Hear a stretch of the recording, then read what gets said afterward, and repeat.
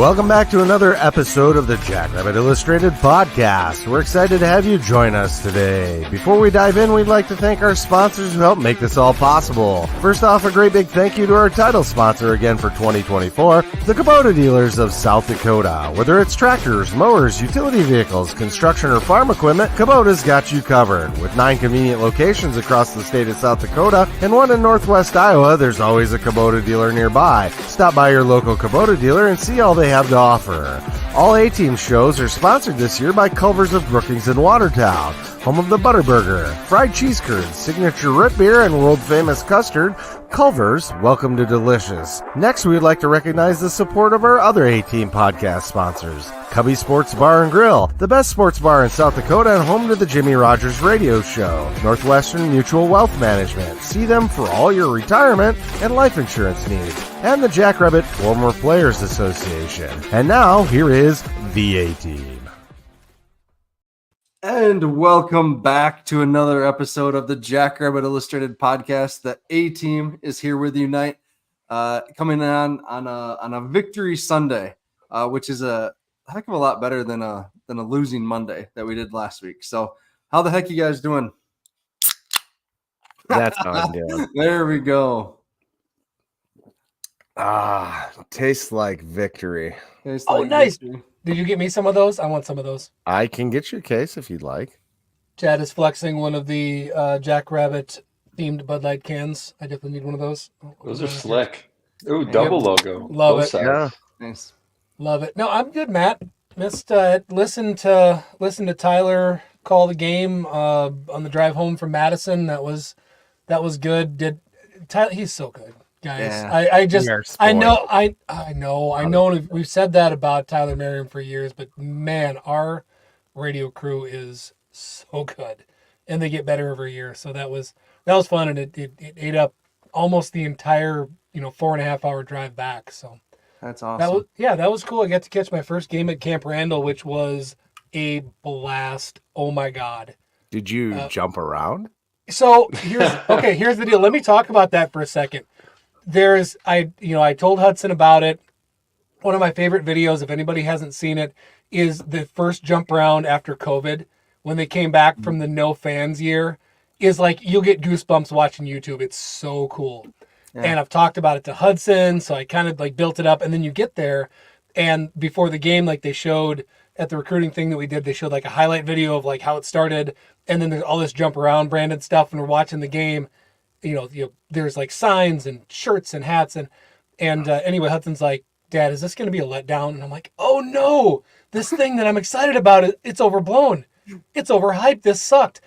And then it happens, shattered every expectation I had. Oh my God. Like you feel this like just explosion. It's like a bomb goes off. It's so fun. So, and I'm not even a Badgers fan or anything, but unbelievable. Go watch a game at Camp Randall, well worth it. But so that was my weekend. It was awfully fun. Very cool. So now the opportunity here at Brookings is we got to figure out what our little thing is. Nebraska's doing their light show. Oklahoma's got the Toby Keith. Alabama's doing the Dixieland Delight, right? And then jump around. We got to get our own little fourth quarter light show thing going, huh? Great call. There we go. I mean, it's something we've been talking about for a while. That's for sure. We just got to figure it out. The intro, Matt, you want to talk about that quick? Well, yes, I do. But first, Chad, I would like to talk about the Kubota Dealers of South Dakota, our title sponsor for this year of the show. Chad's rocking the hat. We got our hats yesterday. Forgot mine. Buddy picked it up for me though. So yeah. But anyways, I feel like Chad, as our video was going there, I interacted with every single one of our sponsors in some way yesterday, so that was pretty cool. The Kubota piece was. I like how you interacted with Gus too. Yeah, sorry. Yeah, the Kubota piece was especially cool because I had 2 separate people tell me that they have bought Kubota tractors in the last month or so. And that's awesome. Yeah, one from East Side Implement in Watertown where I got mine, and so that was pretty cool to hear that. But, all different types, all different makes, models, whatever you need for your place, how big your acreage is, how big your farm is, whatever it may be. If you're just looking for something for your commercial property, Kubota can hook you up. We were actually talking to President Dunn about the side-by-sides that they have roaming around campus this year. So that's pretty cool. So thank you, Kubota Dealers of South Dakota, for your sponsorship again this year. Next up, I stopped at Culver's after the game, and that place was packed. Miles got his chicken fingers, and I got my double butter burger, and it was great. They actually locked the doors about 10 people after we came in because it was getting that full. And the shift worker, little high school girl, turned around, and I could see her like mouth to her friend behind the counter as this stream of blue kept coming in. A WTF is going on? Where are these people coming from? So she was not up to date that there was a Jackrabbit football game going on. So anyways, Culver's, great before the game, great after the game. If you can't make it down to Cubby's or tailgating, get on to Culver's and get something to eat. It's always delicious.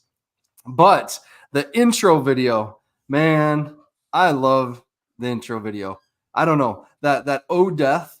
I'm a huge "Oh Brother, Where Art Thou" fan, so I recognized it right away.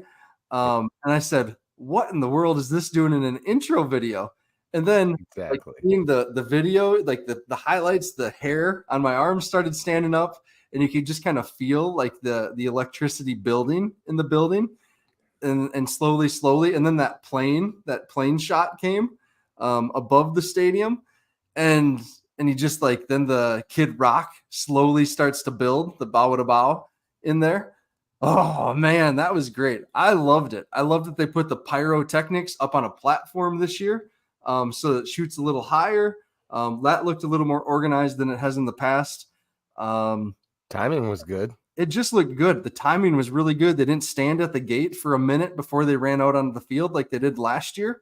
I know there's a couple folks on Twitter at least that are kind of like, a little like, yeah, it was okay, but I prefer some of the Metallica or whatever it may be, little harder rock.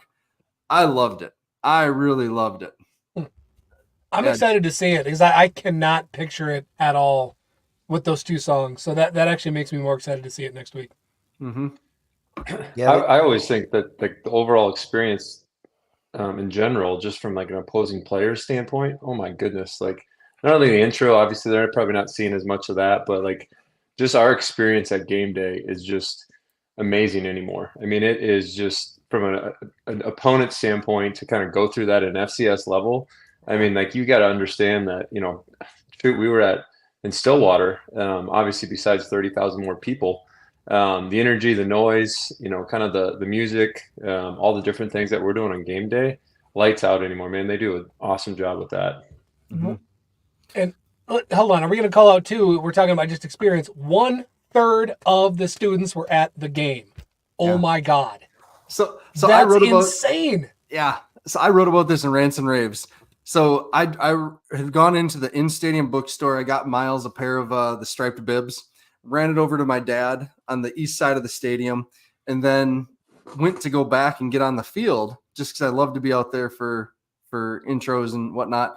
And I'm trying to get through like that south end zone, like below the scoreboard there. And they just opened the gates and let the students come in. They weren't scanning IDs or whatever anymore. They just wanted to get the students into the section. It was a wave of students like crashing towards me. And I, you see those videos like the salmon migrating and like trying to get up that's how I felt in that moment. Like, I'm a big guy too. Like, so trying to like fight off these people to go the other direction. Like, Gotta get low, Matt. Yeah, I know. Just, yeah. So Jake, so what did you thought the overall, the impression was great. Dallas has really been someone that's been a huge proponent that we need to get something, a better timing, like the mechanics of all of it just need to be better, like a better song. He's a big proponent of the Virginia Tech Enter Sandman. What did you think overall of just like the entrance itself, the song, all that? As a player, would that get you pumped up? Yeah, 100%. I mean, I think when I was playing, it was definitely, a big deal that it kind of gets the energy going. It kind of gets you ready, gets you in that mindset. It's that nostalgia of every time you hear that song, you have that feeling again.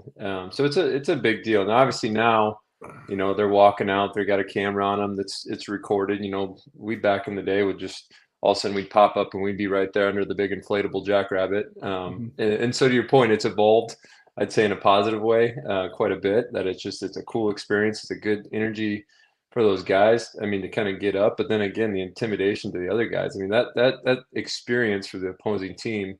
Not that an intro video, you know, intimidates them like crazy, but I think the whole game day experience when you got 20,000 people screaming, you know, the music, everything that they're doing right now. And again, that's college football. Look at what Nebraska's doing. Look what Alabama's doing, Oklahoma. You know, talk about Virginia Tech and Wisconsin, who's done it for a while. And I think just hats off to our team that have done that. You know, SDSU as a whole, the athletic department, to kind of take that and, to Dallas's point, probably getting it a little more cleaner than it's been in the past, making it an important thing. So again, huge compliments to the athletic department on that side. It's a big deal. Yeah. And It is. The Pride still got to play, right? Like everyone loves the Pride. The Pride still got to 100%. play. They just waited 10 seconds longer. So, yep. I mean, Sorry, we've Chad. been critical in the past. No worries. We need to give them credit because, you know, like I said, we've been critical in the past. They really put it together. They did an excellent job. One other thing I wanted to add, just since we're kind of on a similar topic, is we had a new announcer. And the biggest compliment I think I can give him is I didn't even realize it for a while, right? I mean, I did, but like it was it worked so well that, you know, the biggest compliment is I almost couldn't tell it was a different guy, is what I'm saying. Yeah. Agreed. Who played that? Yeah. Is that me? Sorry. Yeah. Something played in the background. I thought it was pretty good too. I didn't necessarily care for when we were on offense, the ears up Rabbit fans on third down or whatever it was. It's fine. It's just an additional thing. But overall, I mean, I really thought he did a clean job. I thought Ryan did a good job with it. You know, it wasn't over the top like in Fargo or USD, like you have a cheerleader on the mic. It definitely wasn't that. So I did appreciate that he just kept the focus. I mean, I hope, and I love Tom Answer. He's great, but he was definitely like I honestly thought it was time to get somebody with some more energy in there. So I'm hoping that that he brought that a bit. Yep. Fun story that Ryan was actually, he did our first ever JI intro audio. It was, I mean, like 4 or 5 years ago or whatever it was. So that's kind of a cool connection there. That is awesome. Yeah. All right. Otherwise, game day recap. Okay, hold on, time out. Before we jump into game day recap, there's one thing I wanted to call out that I tweeted out today. Congratulations to Eric Eidsness and Luke Meadows, former Jackrabbit coaches. Anybody that's played for the Jacks, those guys were at SDSU for a long time. They're currently at Northern Illinois. They went into South Bend. They beat Notre Dame. I could not be happier for those two. That's amazing. Jackrabbit connection. Like, congrats, guys. It was awesome. Yeah, for sure. That is cool. And a congrats out to the Idaho faithful. Sorry. Yeah. They got a scalp too. Congrats, Eck. Yeah, that was an heck of a win. So, all right. Tailgating. Tailgating was awesome. Chad, great job with book club. Man, you and Brendan just raised that every year, just better and better. Ben helps that too. Ben, yep. Jake, Jim Poppin, all these guys. Jake, you guys in the backyard. I think that was a great move. Combining the parents and JFPA. Yeah, that was awesome. It was awesome. Tons of people, tons of support. You got a lot of people involved in that from the parents. You know, our JFPA guys cooking, and I think it's probably I don't know if this is something we should be proud of, but I think there was over 700 beers consumed at our tailgate. It's pretty impressive there. Good work. But yeah, it's a great location. You know, anybody stop by anytime. It's right there, kind of in a big traffic area. So a lot of fun. Yeah. And I went out there and I had about a half a dozen player parents come out and thank us for doing this, Matt. So I know that the players parents from out of state really appreciate a little more insight into the program. So cool. They wanted me to pass that along to you, and I didn't see you after that. You didn't let him in on that. We just make it all up, right? No, you just did. So thanks. Thanks, Nels. Yeah. Oh, No. Otherwise, I mean, it's just so cool every year to see tailgating growing. On the east side of the stadium, like that whole grass area now is wall to wall with tents and people tailgating there. The west side and that orange lot in the northwest corner, that new orange lot, I was shocked how many tents and campers and whatnot pop-ups kind of moved into that very far northwest corner. That was really cool. Hold on, like on the other side of the Yes. whatever that road is that goes north and south, like across there? Yes, like Really? Wow. yeah.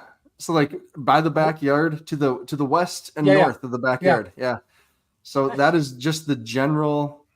Like you can buy those spots for how much, Chad, for a year? Like I don't 400, recall, 500? but 500, I Yeah, something believe like is that. right. And we're You just- talking for people that don't know. I think that's north of the motor pool, if that helps.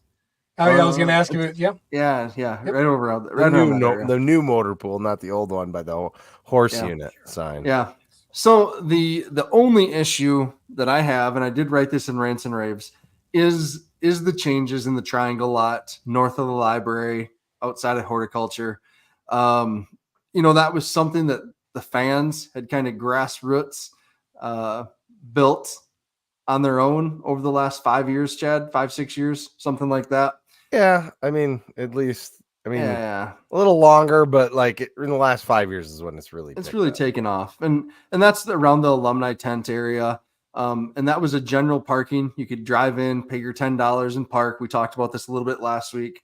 Rows and rows of tents, usually filled up. One of the folks we saw missing, right, was the softball parents family or the softball parents. Yeah, they had moved to the other lot now. They moved to the other lot, so that stinks. And then, a number of other folks. It just definitely wasn't as full. The parking lot for sure, when we were cleaning up at 4:00, was a quarter to a third full. I mean, it was fairly empty. Tons of parking spots left, and so that's just disappointing.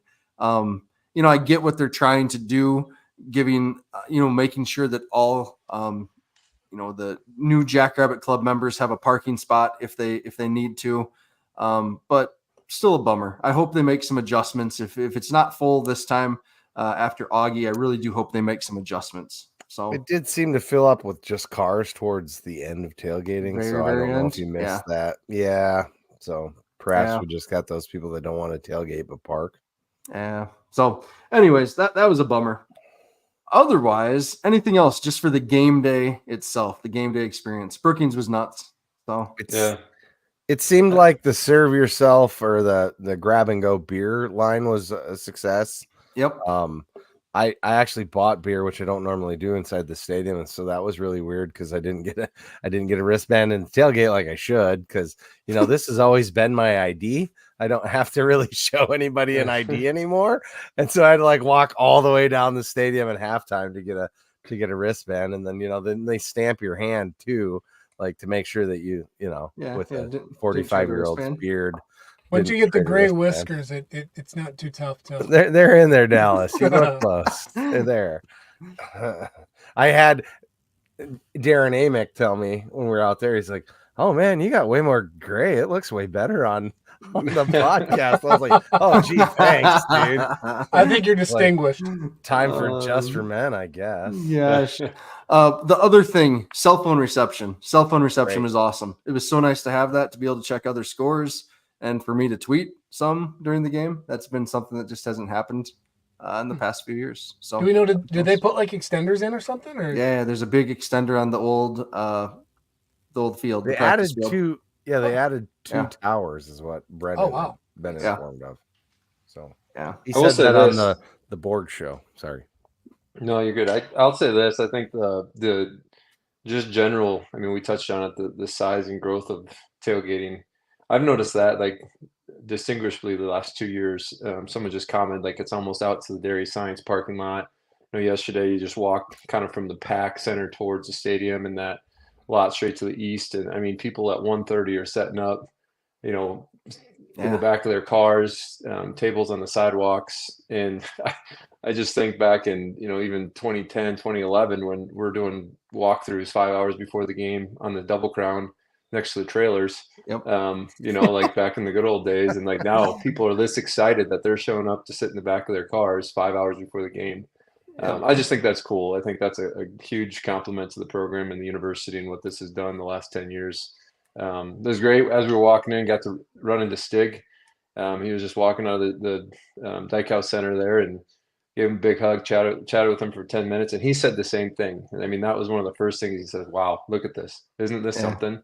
Like, just think of this. And that was kind of his message to my wife and I as we were walking. It was just like, it's cool. It's a really good experience. We got to be proud of that. Yeah, for sure. All right. Should we talk some football finally? Yeah, that'd be good. That's what we're here for, right? Yeah, right. All right. Initial impressions, kind of a slow start. Obviously, I think things are a little different if Graham Goring catches that initial touchdown pass, right? We don't have a drop touchdown. We don't have a missed field goal. So we get some momentum going right away in that first quarter.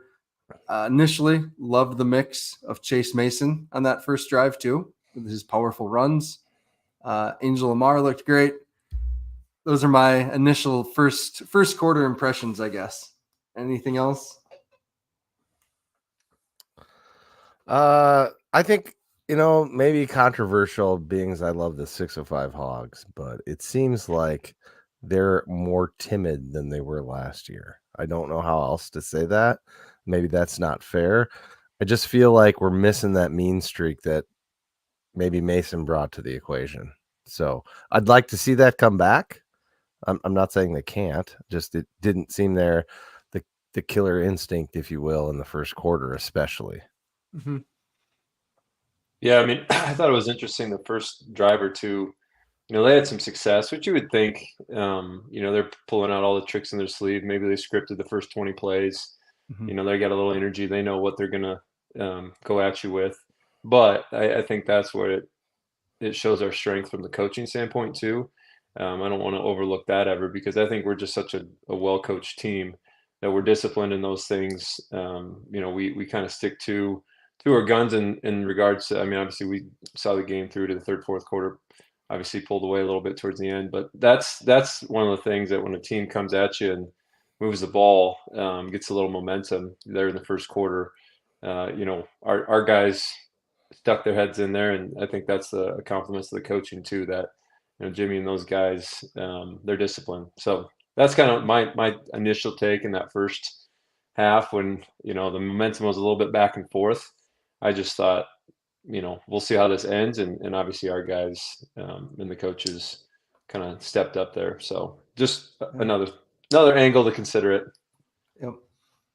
One thing, I've been thinking about, someone made a comment 2 rows up in the fourth quarter yesterday after Incarnate Word hit that long touchdown in the north end zone.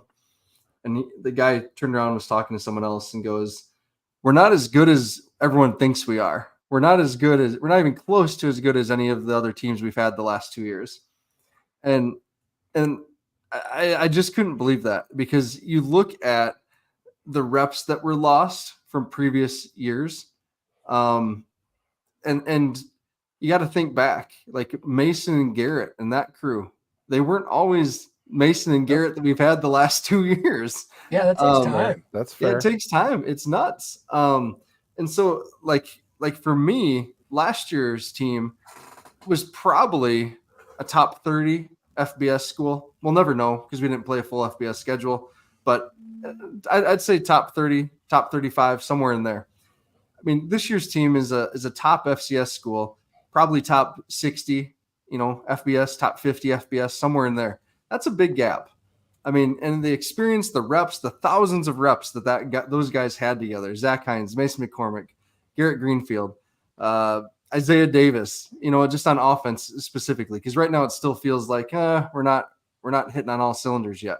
We're gonna get there, folks. We just got to be patient, right? We just got to be patient on this. So yeah, I agree. I mean, recognizing the quality of team we had, especially last year, is another level. I mean, that was just a strong team with a couple of strong players, like super, obviously NFL guys. I mean, not saying that we can't get to that point, but that's just that team last year was another level.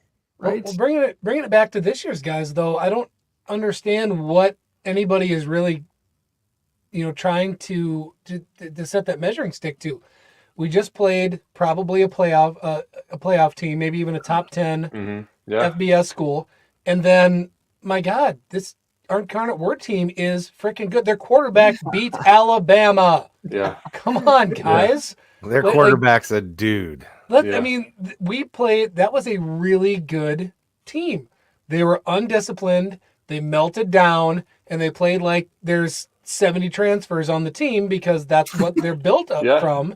But that was a really good football team with a lot of high talent. And again, I was on the Southland Sermons last week, and I don't want this to sound arrogant, but we were their big game this year. They didn't have an FBS game. They went and played the 2-time defending champs at their place. That was their big game. They struggled a little bit early against a bad Northern Colorado team because guess what? They were overlooking them for this game. Yeah, So, you could see it on the sidelines. yeah, we took. They were up. They were amped. I went back and watched some of it this morning. Like this week they were, but no, like we took care of business against a very good team. Yep. And you look at their body types that they had on the sidelines. It's easy to see why they have so many FBS guys. These are long, spidery looking guys. There's some dudes on that defense that you can just tell long, lanky, can really run. They're going to be all right. They're going to be all right. No, we ended up beating a playoff team that's going to win games in the playoffs, by 3 scores, and could have been 4 or 5. I think what this is going to come back to is right now, still early on. Well, some of these guys are getting reps, and I think Jimmy's kind of said the same thing. Like, we're just not in a spot where we can make mistakes and give up a bunch of penalty yards, whereas we're used to being able to, somebody jump off sides and it's like, oh, whatever, we're fine. Yeah. And right now we're not quite at the point where there's this complete confidence that doesn't matter. This isn't a team that we have the talent to be able to overcome 80 penalty yards. What did we have yesterday? Does anybody know? Too many. I don't know. It was a flag fest. It was a chunk. Whatever it Yeah. was. It was a lot of play. Yeah. Anyway, and we got the talent to do it, but that just takes time and takes reps. Yeah. Well, and the experience for some of those errors that we're making, tackling, that comes around penalties. I don't want to say those are easy things to fix, but I mean, that's something they can push in those guys real quick in a couple weeks and get that fixed. I mean, it's the skills there. Those are mistakes that we can fix. We have an elite coaching staff. They will take care of it. Yeah. Hey, will you pull up Dustin Perman's comment there? Yeah, sure. Yeah, please. All right. Thank you. So Dustin says tackling in the secondary have me concerned. For me right now, the tackling, you saw some of that last night again. But overall, man, Adam Bach and Caleb Franzel really blew up the run game. Outside of Calzada in the scrambles, they were excellent. Adam Bach especially. He had the 3 tackles for loss, and he just looked great out there. Still some missed tackles. I commented on that one tunnel screen that went for a 69-yard touchdown. Lots of folks have let me know that it looks like on the replay we had a blitz, so it was just a perfect offensive call against what we trotted out there. It was still a little jarring to see. Like I've never seen an opponent have a tunnel screen go for a big hit like that. As I wrote, I'm so used to seeing Dyshawn Gales blow it up with his physicality. That it just caught me off guard. We'll be okay. The secondary, the injuries at the safety position right now have me concerned. That is something to be concerned about with Reeder and Kobe Herter already out, and then Tucker Large dropping out of this one. That's not great.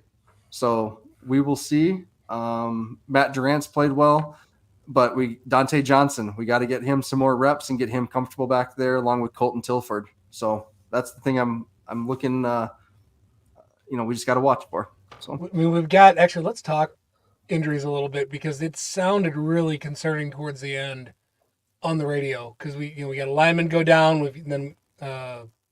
Zach Wilson? Like that was, it felt, I don't know. The tone on the radio for a little bit there talking about injuries was not good. So Ethan Vibert went down, walked off, right? He walked off? Okay. Yeah, Zach Wilson went down on the defense for a while. Yeah, and I mean, we're already without Randy Cadent dress. and then Blake Peterson isn't dressing yet. So we're getting a little thin at the end. Yep. A lot of inexperienced guys, especially if Wilson can't go. So, I mean, hopefully we'll be able to rest versus Augie. I think so. I mean, we got 3 weeks in the bullet board material here, so go ahead and clip it, CLA fans. But I mean, we really got 3 weeks here where we should be able to get through, and and get some guys healthy, because you got Augie, they don't like CLA, do they? Slew. Slew. Okay, Slew. Yeah. Sela. I like it. Yeah. Well, no, it used coleslaw. Call him It used to be, it used to be Sela. Yeah, they had a big thing. I don't know. There was a big thing where they didn't want to do that anymore. So anyway, you got those two. Then you got the bye, so that should help some. But no, it's concerning. And it sound on the radio, the Zach Wilson thing didn't sound good. I didn't watch that far into the game, but they said that they had to take his helmet off for him, and it didn't have a good tone to it. Yeah. Hopefully he's okay. So, I mean, when I did the previews and stuff, Bibbs talked about JR Lacuna, the freshman out of Omaha. Yep. We'll see. He might get some reps this week. It wouldn't shock me if I saw him. So, see you till I'm dead and buried. That's right. If you've ever been in a fraternity, which I know half of this podcast has, you don't get to choose your nickname. You get your nickname, and the more you don't like it, the more it's gonna stick. I'm guessing the team is that way too, right, Dallas and Jake? Like that's the team. Yeah, Yep. I think so. Just Terry, his mom chimed in here just for you there. Sorry, Mama Large. Thank you. Yeah, thank you. This is good. We used to have Allison Winkleman on here giving us updates, and Griffin freaking Wilde, Dallas. Yep. Yeah. My goodness, what a stud. I loved it today. I just said, when's he going to become a star or a superstar? And I think it was Seth Myers commented, he's already a star. Yeah, we're actively watching it. We are actively watching it. Yeah, man alive. He's just, no one can cover him. Jeepers. No other reaction? We got to talk about Amar. I mean, he's very Angel. Jake Winicky, right? That's been the comp all along. And even Jake Winicky said, dude, he's better than me. So that was on the broadcast. I'm not making that up. He's so explosive after the catch too. Like that's what I always think about him. Like he doesn't miss a beat. Once he catches the ball, he's just off. And I think that's what reminds me of Winicky so much, is that same kind of like just burst and kind of acceleration that he has. I think that makes him a difference maker. On top of his route running, obviously, which is really strong. Mm-hmm. And he's what, 20? Like at the oldest. He doesn't look like a 20-year-old dude there with pads and helmet on. He's a full-size man. Yeah. Angel and Amar looked phenomenal. Man, Amar ran hard again. Yeah, those guys. I think those guys, again, when we talk about, I like kind of I think the O-line will get there, right? I mean, there's some good quality kids there. There's some good leadership with Miller, and there's probably just takes a little time to get that nastiness that Mason had last year. It's just something he earned and built. But there's obviously good backs behind him that I don't want to say are making up for it, but I mean they're still making plays, which is great. I mean they're still getting quality yards and being effective with it. So really, really excited about that. I was really pleased yesterday watching the run game. Mm-hmm. Yeah, we talked about it last week, but Amar just looked explosive right now. Oh, he looked great. He looks a step faster than even before. Like I'm just really excited to see him the rest of the year. To me, even more, it's his vision. He's got that pause that Isaiah had to wait for the hole to get there, and we saw that time and time again behind the line last night. Mm-hmm. And to the offensive line's credit, we only had one negative rushing play last night. Like that's pretty damn good for as many times as we did run the ball. We lost 1 yard running the ball, besides quarterback Neal at the end of the game. So good job. Well, and another thing that I noticed, obviously more this game than Oklahoma State, but we're that team now that's getting everybody's best, right? So we're the team that they're scheming against. They're throwing in special blitz packages. They're throwing in special games and stunts and all those different things. And so our O-line, they're not getting it easy, man. Those guys are moving in front of them. Their D-line is everywhere. Their linebackers are coming in. So, I mean, you got to think number one team in the country, obviously. We're getting every other team's best with their schemes and their different strategies that they're throwing at us. So it's not an easy task on their end in that regard. Mm-hmm. Mm-hmm. All right. That was good. Time's gonna have to tell what Incarnate Word has on the defensive side of the ball. The Southland typically isn't known for being a defensive team, but they were the best last year, and historically of that conference on defense. Mm-hmm. But moved the ball well and relatively balanced again. Total of how many yards was it? 5. How many total yards did we have? Matt, do you have that in front of you? Yeah, 5 something. I don't have. Yeah, whatever. It was a ridiculous amount of offense. Moved it at will, got ourselves into a shootout against a team that's what they do, and then we managed to one up them there and get ahead by a couple of scores at the end. Do we want to shift over and talk defense a little bit, Matt, or where were you going to take this? Let's just talk about tight ends really quick because we haven't mentioned them yet, even though people have been bringing up in the comments. So yes, that was fun. I'm so glad we finally got to see Brody Gormley get a reception and show off that speed outside of his kick coverage. What a monster, man. I loved it. That when a 6'7" guy decked a 5'6" returner, that was awesome on the kick. And they called him the wrong name on the broadcast. I'm like, dude, that's not who that is. Oh man, Grayton Gannon. I'm glad he got to shake off the trip from Oklahoma State and make some plays, catch a touchdown. He looks like a natural out there. Really hope that Davin Stoffel's okay. He limped off the field pretty good. So hopefully it's just an ankle. Nothing's going to require any long-term stuff. So yeah, it kind of looked like our left tackle kind of fell on him on that play. So yep. Put up Jordan Thull's comment here. Kevin Brenner. Man, I tweeted about this. I'm going to go back and find the clip sometime this week. He buried that linebacker or safety, whatever it was, at about the 10-yard line, 10 yards down the line of scrimmage. God, it was awesome. Just absolutely 6 foot deep. It was great. Good job, Kevin Brenner. I would like to see more Kevin Brenner, blocking out there on run plays, especially. He's doing such a good job, busting his ass. So good job, Kevin. Let's just run 14 personnel. Yeah. Yep. Yeah. All right. What do we got? Defense. You want to talk defense, Dallas? What did you see on defense? Definitely. Well, it was more hearing than seeing. I watched most of the first half, listened to the whole thing. It did stand out in the beginning where I don't think Tyler said a defensive lineman's name in the first half. I genuinely don't think he did. Don't quote me on it, but it wasn't much. But it did sound like that, they came around and started impacting the game more as time went on. We're playing against a team that I don't know if they came in thinking they were going to try to run the ball or not. I'd be really curious to know that because they do, they can run the ball. They've got, 3 backs or whatever that can all, have a lot of skill and can make people miss in space, but they really went in, and it sounded like a lot of their passing plays, and it looked like a lot of the passing plays were just an extension of the run game. A lot of stuff, trying to just get people out in space, get them one-on-one, try to let them miss, or try to get them to miss. And a lot of the, we're talking about missed tackles, and yeah, it's a missed tackle, but man, those are some tough positions when you get somebody in stride, and you have to react to them. So that's really more about lanes and positioning. And you got to know a bit more about what they're trying to do schematically to critique that. Sure. In my opinion, but in the end, man, they did, quarterback goes 31 of 38 or whatever it was for a ton of yards. Like they put up a lot. And I think probably a lot of Jacks fans, you got to watch that and kind of wonder, hey, are we in trouble on defense? Like what's going on?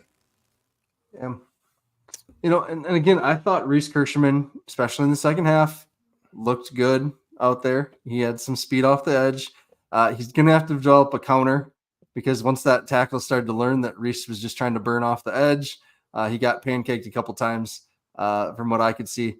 Bryce Hawthorne, again, like he's a young pup out there, but he's going to be damn good too, guys. We keep saying that, but you can just see these moments of like, okay, there's really something cooking here. So excited for him. Excited for both of those two in their future.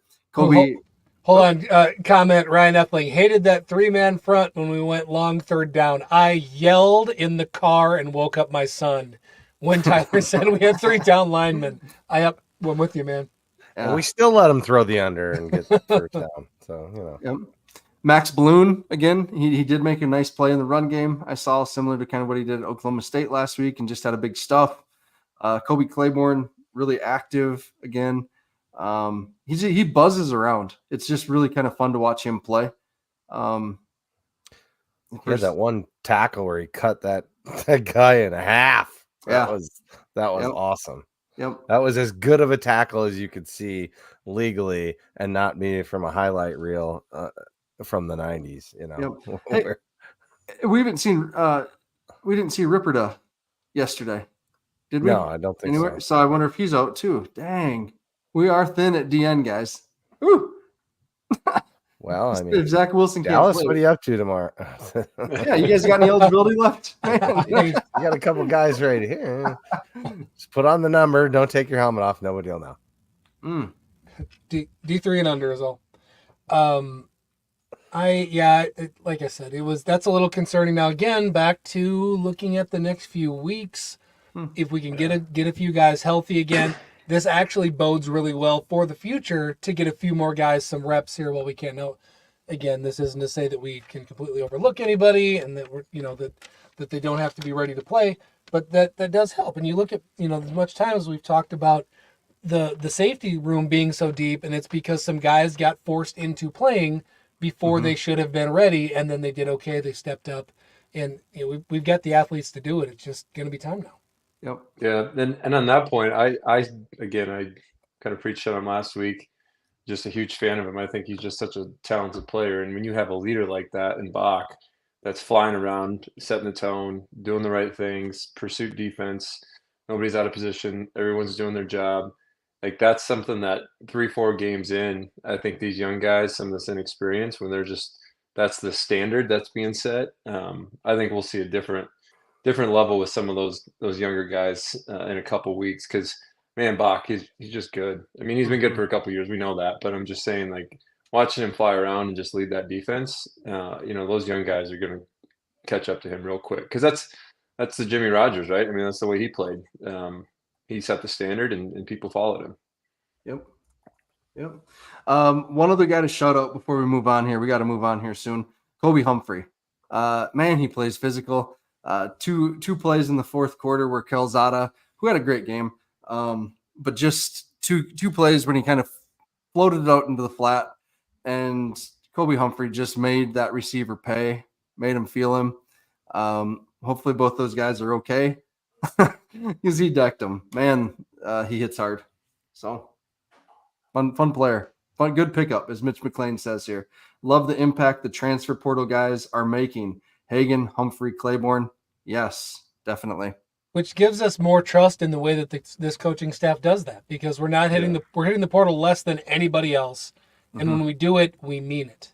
Yep. Besides Dabo Sweeney. Yeah, that's right? true. You're no kidding. No kidding. Yeah, that's true. Good call. Yeah. Hey, Dallas, you want to hit us with Cubbies? I can, man. I tell you what, I was gone last weekend, but I cannot wait to get back to Cubbies here. Definitely going to hit that up before the game, probably after the game. So whether you're trying to gear up for game day or just if you're in the Brookings area looking to unwind at the end of the day, end of the week, Cubby Sports Bar and Grill is the perfect spot. Huge selection. Anything you want to drink, tons of taps, fantastic wings, burgers, sandwiches, you name it. We've all got our favorites here. Nachos, amazing stuff. Go to Cubby's. It is a absolute top-notch sports bar, and I've been to a lot of them around the country. Gotta love Cubby's. So something for everybody. Yeah, catch the game. Tons of big screens. Everything is on. Great atmosphere, friendly place. Swing by downtown Brookings. Get to Cubby's. All right. So for offensive game ball, I did go with Amar. I thought he just ran super hard, was shifty, like Chad talked about. Just looked really good. But there's a lot of guys you could give it to. So I'm curious to who you guys went with. I was picking Amar. Yeah, I'm gonna. Yeah, I'm gonna go with the same, and it's more just trying to break it up and not give it to Wildy every week the way that he's looking. But I mean, I think Mark's done a very good job considering he's the pace, the game has changed because he's got dudes in his face all the time. He's throwing the ball away when he should, making quality reads. And if his guys don't drop a few balls, it's an even better game for us, right? I mean, we're still getting a few more drops. So since everybody went every other way, I'll pick him. I'll pick a Mark. So there we go. All right, defensively, I went with Adam Bach. I know that's a cop out.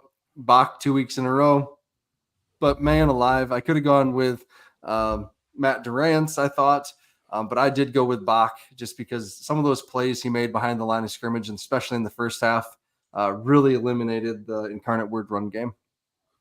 I'm going to go with number 70 for the Incarnate Word offensive line, who had like 60 yards and penalties against him. He's my first vote for our defensive player of the week.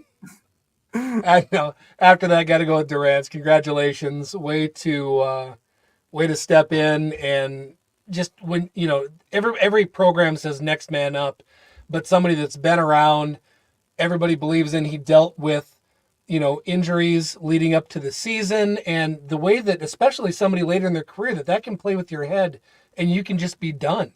Mm-hmm. Like I've seen it so many times, and he got through that, and he, trusted his body, trusted the process, stepped in and absolutely executed. Congratulations, bud. Good job. Mm-hmm.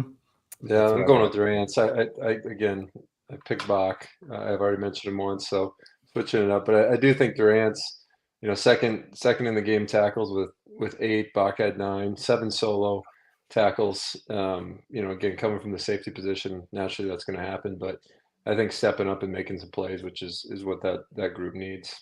Mm-hmm. All right, around. There we go. So we'll give it to Durance there.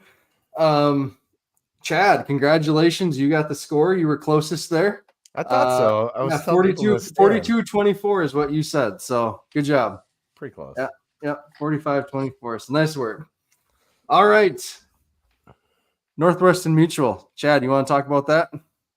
Northwestern Mutual. Yeah, sure. I will talk about Northwestern Mutual because they are a sponsor of the Alex's Lemonade Stand Challenge with the FCS Nation Radio.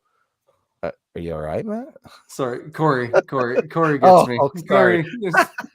and this week, I go around, hand out pudding shots. Now we don't have a suggested donation, but I do tell people, hey, if you'd like to donate, you either are for kids with cancer or against kids with cancer. And if you want to donate, feel free to donate. I'm totally stealing that from Brendan. I know. But we ran around the backyard, came back, and the pudding shots this week, we raised $301.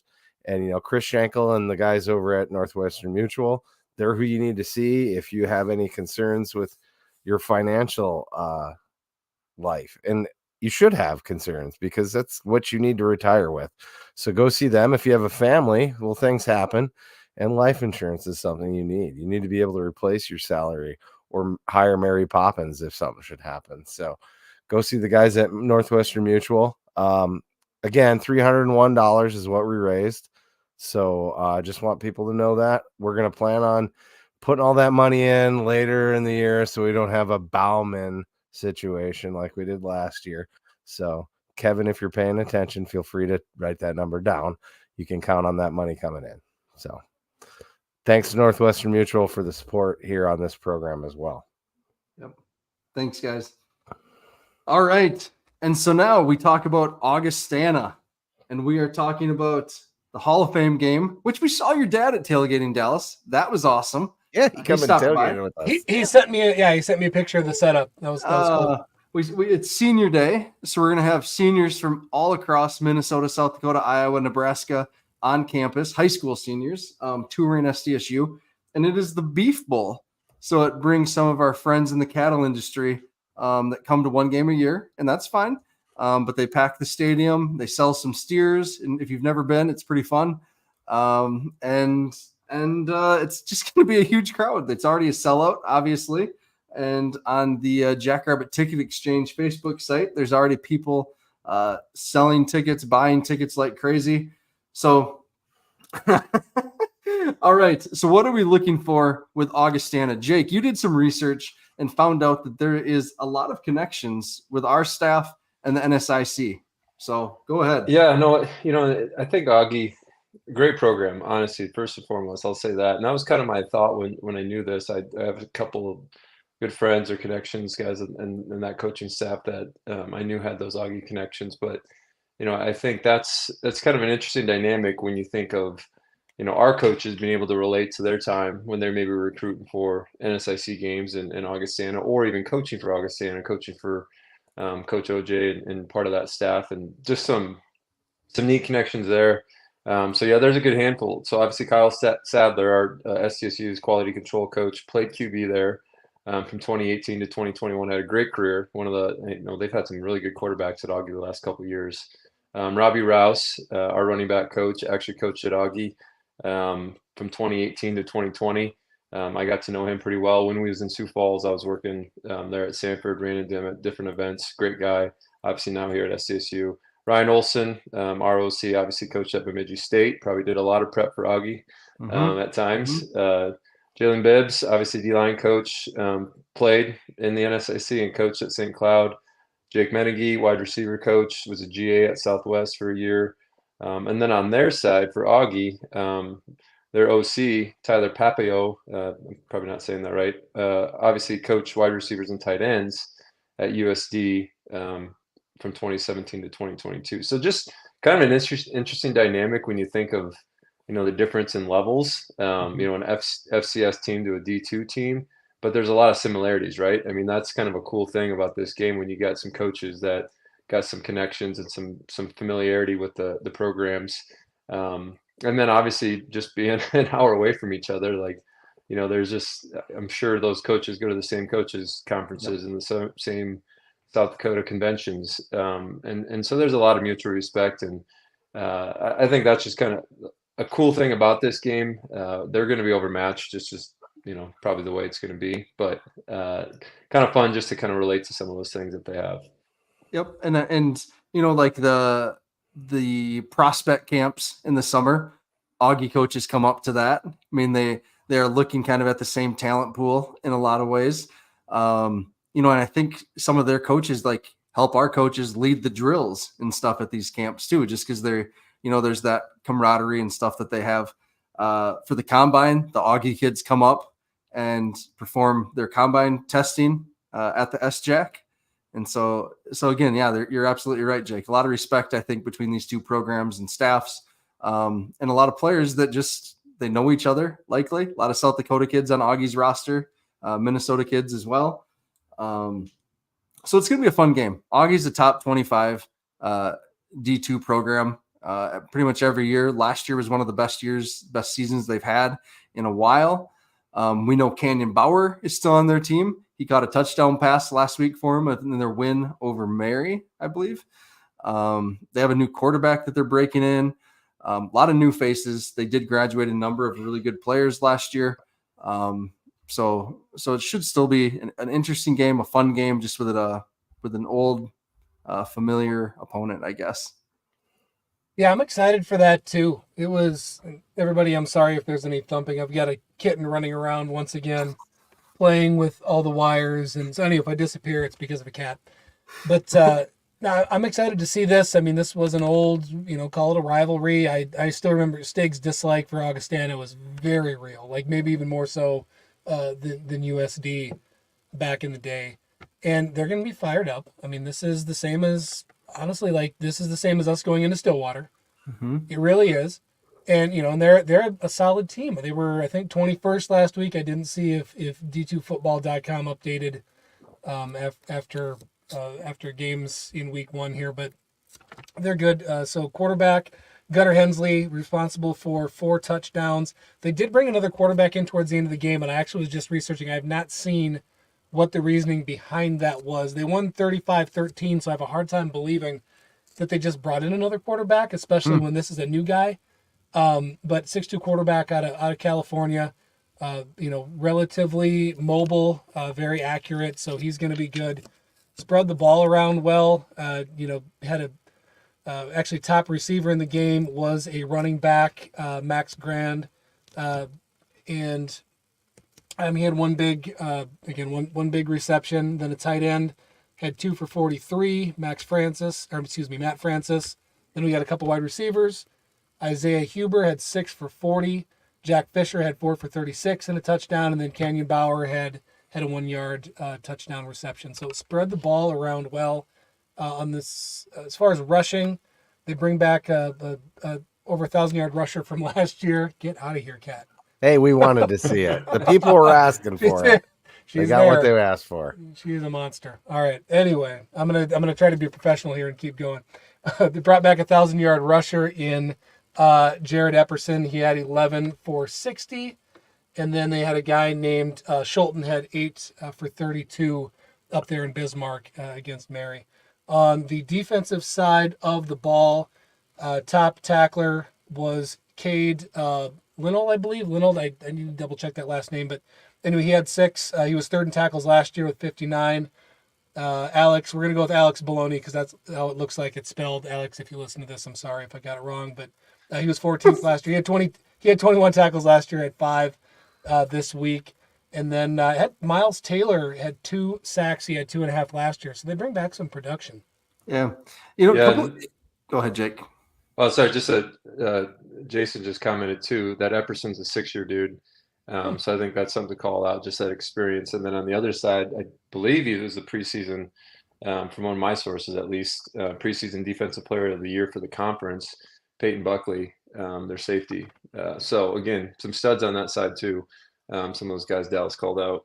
Yeah, so it feels to me like everybody should know the Northern Sun in this area and should know some things about it. And maybe we don't all, but just to make sure that we're clear, I mean, the Northern Sun is, if not the number 2 Division II league in the country. That is very, very good football. It's probably the Big Sky of Division II, right? Yeah, the second best conference. So, they are absolutely excellent. Not the CAA. They're no, definitely not. No, I mean, Northern Sun is great football. So they're going to come in ready to play. It's an in-state school. Yeah. So actually, probably a better comparison wouldn't be us going into Stillwater. A better one would be us going into Minnesota or Nebraska or or Iowa, right? Like that's what this is like.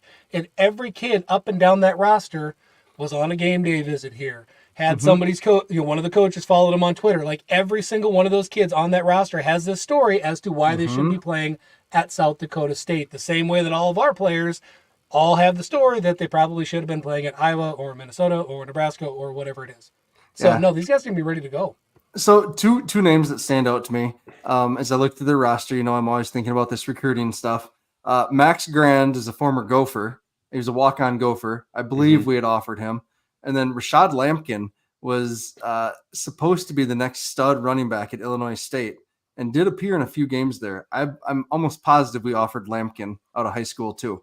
So these are talented players. Dallas is absolutely right. So I think they're, the other side too is they're a very good coach team. Coach OJ is a great guy, great coach. He's been there a while. He's had success. I think this is his 12th year. I actually have some coworkers that I've, gotten pretty close with that played football at Augie. That was just some of my inside track came from here with some of that stuff. But I've played in I'll admit this, I played in the Augustana alumni football golf tournament 4 years now. So just kind of a fun thing to do with those guys. And every time you see Coach OJ, he knows the connection. He knows the history. He's giving me a hug saying, how's it going? How's the Jacks going to be this year? I mean, just a top-notch guy. And I think he reminds me a lot of Stig in that regard. Like the X's and O's are great. You're remembering, the wins and losses, but he's making his goal is to build better dads, better husbands, better coworkers in the future. I mean, I think he's just a top-notch guy. Which again, I think just a lot of respect for Augie as a program. I think this will be a fun game. Cool. Jake, while you're on it, do you want to tell us about JFPA, what they got cooking right now? Yeah, so obviously great tailgate last week. Another good one this week. And again, as we've touched on a lot of connections on the current team, I think there's just as many, if not more, connection of former players that have buddies that are playing at Augie going to be up at the game. So just be a great week this weekend for that. We're constantly in touch with Coach Rogers and just understanding how we can help the team. and looking for those opportunities. So yeah, lots of good things. If anybody wants to kind of stay involved, just let us know. Yep. Sounds good. All right, so let's get into some predictions here. Who went first last week for offense? I should write that down. I think Chad did because Chad picked Damar. I think I did. So Dallas, it's your turn to pick offensive player of the week. I literally did not think about this yet, and I was just going to start writing it down. I'm like, ooh, I hope I go last. So offensive player of the week. God, I want to pick a tight end again, but I'm going to be so predictable, and Brendan's going to make fun of me. I'm going to go with Angel. Angel, all right. Yep. Okay. So I am gonna go with I'm going back to my guy Brody Gormley. Gormley's gonna break out again this week. Couple TDs. So yep, Gormley. Jake. I'm going to make the wild bet and pick Chase Mason. Nice. I think the opportunity to get some reps, do some different things with him. This is the type of game to do that. It's a obviously long shot bet, but we'll see. There we Pat go. Whitty and Jim Popper. Yeah, there we go. Everybody's agreeing. I like that one. Yep. All right. Chad, how about you? Kirby Truckin' Voorhees. That's who I want to see. I was debating. I was thinking about going with Kirby too. Hey, Darren agrees with me, even though he thinks I got a really gray beard. Yeah. Man, we're gonna have to be ready and jump out though for some of those guys to get enough meaningful reps. Like there is a scenario where we don't jump out immediately, and this is a 10-point game at halftime, and like it absolutely could happen. Yep. All right. Chad, who are you taking on defense then? I think this is where our line actually shows a little bit of what they can do here. And so I'll go with Jared DePriest. Okay. Jake? I was actually thinking the same thing. I don't want to. Were you going to say the same guy? I just think the line and this type of thing is where our opportunity to just step up to the plate. So, DePriest. Okay. Nice. I'm going with Chase Van Tol. So whoever put that in, Dan Wilde. Yep. I'm going Chase Van Tol. Dallas. That actually was going to be mine. So we all think the chain gang, but we're not gonna pick a position group because we're smarter than that. Van Tol's linebacker. Yeah. Oh yeah, that's right. Sorry. Yep, he's a linebacker. Trying to think that's another.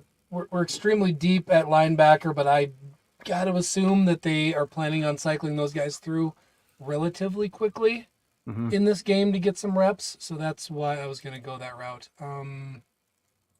That's what I'm going with too. All right. Sorry. All right. Lame. A couple votes for Dallas Beanham in the chat. Yep. Dallas, score prediction.